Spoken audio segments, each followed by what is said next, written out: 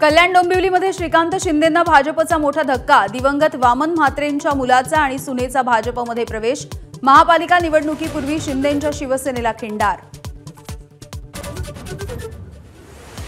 मालेगाव आणि छत्रपती संभाजीनगरमध्ये उद्धव ठाकरेंना मोठा धक्का। शिवसेनेचे उपनेते अद्वै हिरे आणि राजू शिंदे भाजपमध्ये करणार पक्षप्रवेश।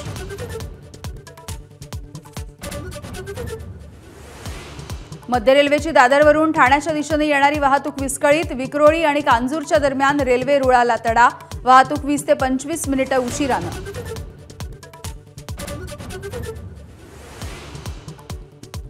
मुंबई ठाणे नवी मुंबईतील सीएनजीचा पुरवठा अजूनही पूर्ववत नाही। काही सीएनजी पंपांवरती वाहनांच्या लांबच लांब रांगा। वडाळ्यामधील सीएनजी गॅस पुरवठा करणाऱ्या गेल पाईपलाईन दुरुस्तीचं काम अद्यापही सुरू।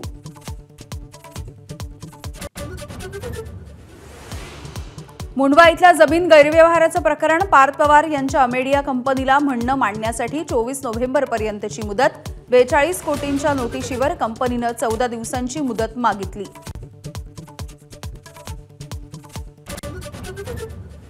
आरक्षित जागांची संख्या 50% जास्त झाली तर निवडणुका रोखू। सुप्रीम कोर्टाचा कठोर इशारा। एससी एसटी ओबीसी आरक्षण 50%च्या आतच ठेवा। सुप्रीम कोर्टाचे आदेश। नगर परिषदा आणि नगरपंचायत निवडणुकीसाठी अर्ज भरण्याची मुदत संपली। आजपासून अर्जाची छाननी केली जाणार। अर्ज छाननीच्या नंतर वैध उमेदवारांची यादी जाहीर होणार। दिल्ली स्फोटाच्या आधी दहशतवादी डॉक्टर उमरनं केलेला व्हिडिओ एबीपी माझाच्या हाती। व्हिडिओतून आत्मघाती हल्ल्याचं उमरकडून समर्थन।